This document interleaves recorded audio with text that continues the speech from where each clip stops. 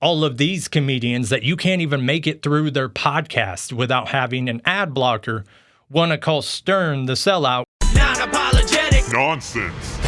Stern fell off. SiriusXM fired Stern. He is done. He's lost listeners. It's his viewership. All I've been seeing is these Stern headlines, Howard Stern, right? And then Stern comes back from his break and, it was all just complete nonsense, right? And that's what's crazy is even though Stern's in his own lane with SiriusXM and all that, make no mistake, he still is the biggest broadcaster in the world, whether you call him a podcaster, a radio host, a broadcaster, he's still the largest in viewership in the world. And not just the largest, like his last contract was the biggest contract, right? We're talking, if memory serves, it was like $780 million over 3 years. Like, that's bananas. And I know everyone wants to say, Midas Touch is the biggest podcast or Rogan is the biggest podcast. But if you include Stern and all that, he trumps everything. I mean, dude's got daily listeners somewhere between, 15 and 25 million? Because of his political beliefs, Stern and Trump were friends. Trump offered Stern a position in his cabinet. And Stern's like,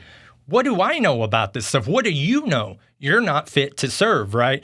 So because he came out with that made, of course, half his audience turn on him, right? We're in this whole tribalism where if I'm on this side, everything they do is correct no matter what, and the other side sucks and vice versa, I always found that insane, though. Why would you want to listen to something, absorb content every day that just agrees with you? Don't you want to see what the other side's doing? I don't know. I'm not deep into this political stuff, so I guess I can see the biasism in both sides, but I want to listen to stuff I don't agree with. Like, for example, I think people like Tucker Carlson and Candace Owens, they're just like this side of batshit crazy. But I immensely enjoy both of their shows. I listen to Tucker Carlson's YouTube show regularly. Candace Owens is an amazing investigative reporter. When she sinks her teeth into a topic, like there's nothing that's left uncovered when she's done with them. I don't agree with their viewpoints at all, but I find them so entertaining.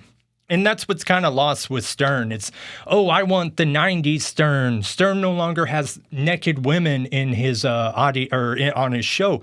Really, to be honest with you, it's more naked dudes now, which of course, is a strange thing. But it doesn't mean anything's bad, right? It's this whole bandwagon of jumping on him.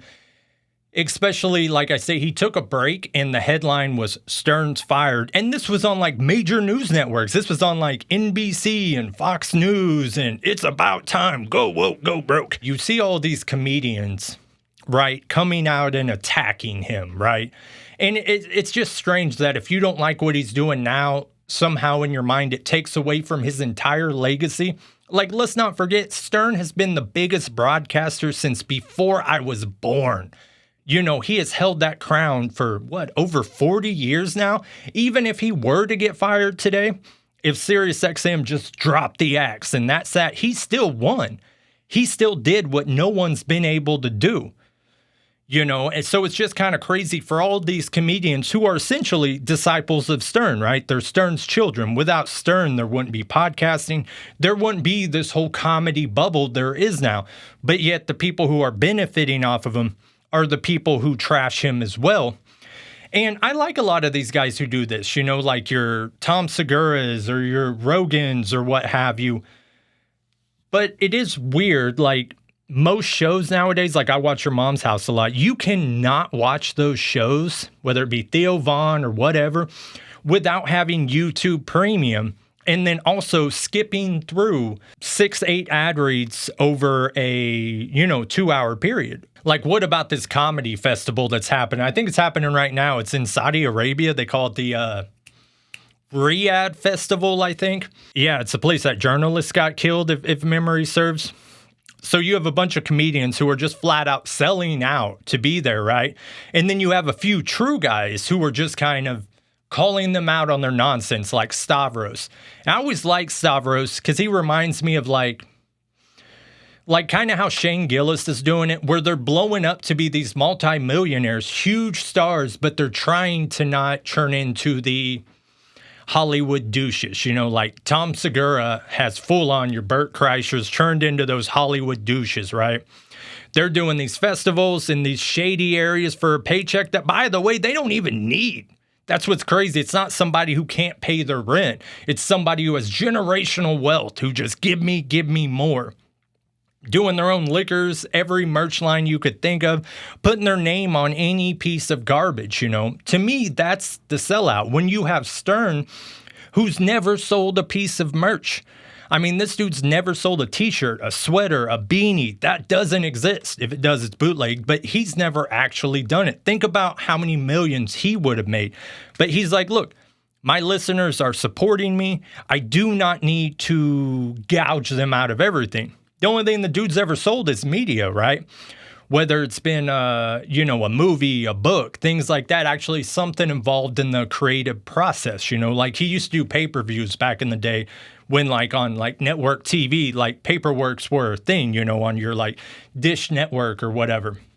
So I do find it weird that all of these comedians that you can't even make it through their podcast without having an ad blocker want to call Stern the sellout when Stern found his own lane. And I don't agree with everything Stern does, but that goes back to my original point. I don't want to listen to someone who just strokes my own ego and tells me I'm a good boy and I'm right about everything. It's nonsense. And he was in headlines again recently with Jimmy Kimmel fiasco, right? When Jimmy Kimmel got taken off the air, Stern went on and called for, cancel Disney, sell your stocks, whatever. And people would say, well, what would that matter? Well, like I said, he's reaching an average of 20 million listeners a day. It actually moves the needle. Plus, funny story, Stern is completely propping up that weird reality show, The Bachelor, right? He talks about it constantly. He promotes it. And in turn, what The Bachelor's done is they gift him the season ahead of time, right? And he's like, nah, even that I'm done with. So think about it. They've essentially gotten a free commercial if he does 3 shows a week, so 20, 40, 60 million sets of ears, He was ready to burn it all down. And I think that really moves the needle. It's like back in the 90s. Stern was single-handedly electing the mayor of New York to the point that the candidates he helped actually get elected were naming parts of New York after him. There are rest stops and things like that named after Stern because of the impact he had on the culture of New York. You got to think he had that name, well, still has, king of all media. And I've always been fascinated about that because you got to think at one point Stern had the top TV show. That was the E! Network show when I was a kid. He had the top movie with Private Parts, the top book, and the top radio show all at the same time. Has that ever been done before? I'm not talking about someone putting out and he had a #1 record, right? But I'm not talking about someone putting out a record now and it's #1 on iTunes for 6 hours. I'm talking about him riding those charts for half a year, all of them at the same time. That's amazing. I can remember, his contract's up this year, and every time his contract's up, he always toys around and he's like, hey, I'm not going to re-sign, but it just seems to be a bargaining way to get his way, whether it be to broadcast from home or money or, whatever he's asking from Sirius. So last time he pulled that, everyone thought that was it. So I went and bought a bunch of SSDs. So I bought full episodes from when he was on terrestrial radio, years. I have thousands of episodes. It's every episode from 92 to 98 that I was a child and maybe didn't hear, don't remember.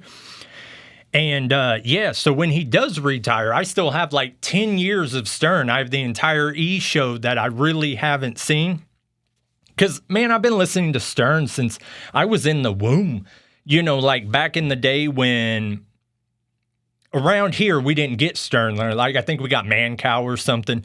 So my parents and their friends would pass around cassette tapes. So you would get it in the mail, you would dub it onto another cassette, so you had it, and then you'd send it to the next person. It was the equivalent to a text chain now. It was what did you call those things? Those letters people sent to you that you're cursed if you don't send it along. but it would make its way all the way around the country. And that was how I absorbed Stern until like junior high when the E! Show came on. Watch that every single night. But the truth is he has changed, right? It is not the same show it was. I think it's just as good, but of course that's opinion based and I may be a little bit biased. But whether you like his political opinion, that's what's crazy. This is all just about his political opinion. But whether you like it or you don't, it is weird to try to discredit a person's lifelong legacy being number one at everything he's done, doing what no one else has ever done before, just because you support a different candidate. But his contract is up this year. You know, it is possibly coming to an end, right? He may want to spend his golden years, I don't know, he's a hermit, so sit and watch on The Bachelor, whatever the fuck he does. So come December, it may be the last Stern show ever. I certainly hope not. I certainly hope this is another ploy to kind of get a contract, a more beneficial contract to him. Plus, you got to think Stern employs like 100 plus people. I think his staff is like 120 cats. I think they have 2 floors on the Sirius XM building, you know. But maybe it all comes to an end in December. But I can tell you one thing, when it does come to an end, it will be because he chose it. The dude's just too powerful. He's not getting canceled by Sirius. You know what I mean? Think about if he did and go start an actual podcast, right? If he came on YouTube or Spotify or whatever, he would be the largest there. But one thing is for sure, when Stern's finally done, when it's all said and done, he will leave behind a lifetime legacy. And I, for one, believe the world will be a sadder place when that happens.